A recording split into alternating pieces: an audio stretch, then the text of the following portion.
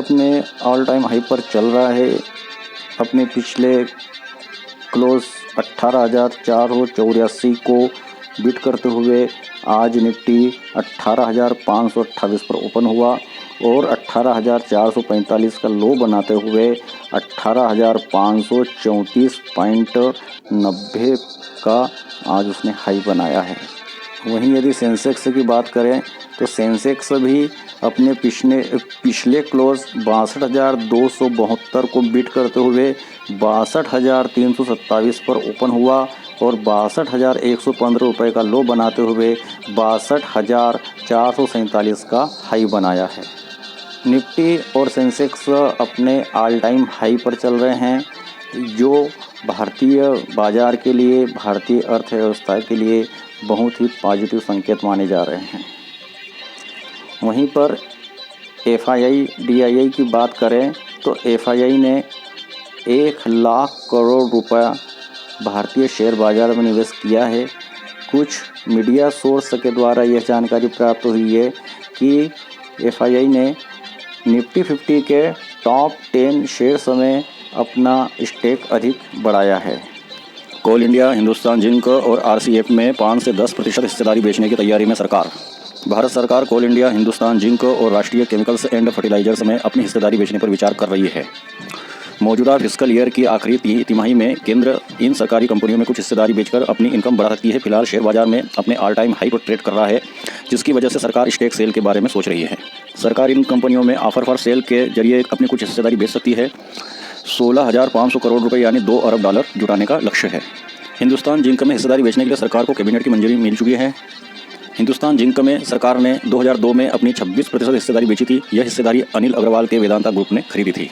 Mining की दिग्गज company Vedanta ने बाद में और हिस्सेदारी खरीदकर हिंदुस्तान जिंक में अपना कुल स्टेक बढ़ाकर 64.92% कर लिया था। पेटीएम ने अपने नाम करवाया एक अनोखा रिकॉर्ड, जो कोई भी कंपनी नहीं करवाना चाहती। पेटीएम जब से लिस्ट हुआ है तब से आज तक उसने 75% अपने निवेशकों का पैसा लूज़ किया है। नए दौर की 6 कंपनियों में निवेशकों को भारी घाटा कराया। लिस्टिंग के बाद से अब तक जोमेटो, नायका, पेटीएम जैसी दिग्गज कंपनियों ने निवेशकों की 2 लाख करोड़ रुपए से अधिक की पूंजी को घटा दिया है। इन सब में पेटीएम ने सबसे ज़्यादा पूंजी को घटाने का कार्य किया है। लिस्टिंग के बाद से इसका मार्केट कैप अब तक 66,000 करोड़ रुपए से अधिक गिर चुका है। इसके अलावा नायका, डिलीवरी, पॉलिसी बाजार, जोमेटो और कार ट्रेड के भी मार्केट कैप में लिस्टिंग के बाद से भारी गिरावट आई है। कुल मिलाकर इन 6 कंपनियों का मार्केट 2.13 लाख करोड़ रुपए से कम हुआ है। पेटीएम की पेरेंट कंपनी 197 कम्युनिकेशन के मार्केट कैप में सबसे अधिक गिरावट रही। इसका मार्केट कैप 66,000 करोड़ रुपए से अधिक गिरा है। इशू प्राइस के मुकाबले इसके शेयर 65% अभी तक गिर चुके हैं। और नायका की पेरेंट कंपनी FSN ई-कॉमर्स को झेलना पड़ा। इसका मार्केट कैप लिस्टिंग के बाद से 51.47 हज़ार करोड़ रुपए घटा है और शेयर करीब 50% फिसल गए हैं। कॉनकोर में होगी हलचल, कंपनी कुछ नए फैसले ले रही है। क्या इनके शेयरों पर असर होगा? कॉनकोर में निवेशक के लिए EOI को मंजूरी जल्द और मंजूरी के लिए अगले हफ्ते अहम बैठक तय।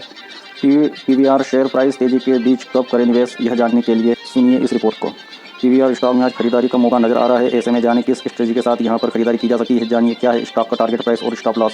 PVR के बारे में कहा जाता है कि यह दक्षिण भारत में फोकस कर रही है और अपने स्केल्स और आउटलेटों को बढ़ाने का कार्य कर रही है। इसलिए PVR में आप शॉर्ट टर्म के लिए निवेश कर सकते हैं, लॉन्ग टर्म का नहीं कहा जा सकता।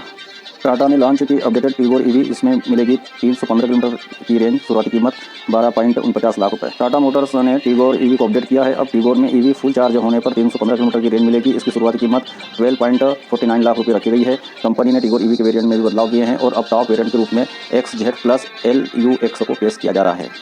टाटा EV सेगमेंट में अपने और भी कुछ वेरिएंट लॉन्च करने के बारे में विचार कर रही है, जो उसकी आगामी कार ब्लैक बर्ड पर दिखाई दे रहे हैं। इसलिए टाटा मोटर्स पर आप दाव लगा सकते हैं। जगुआर और लैंड रोवर अपने UK फैक्ट्रियों में कुछ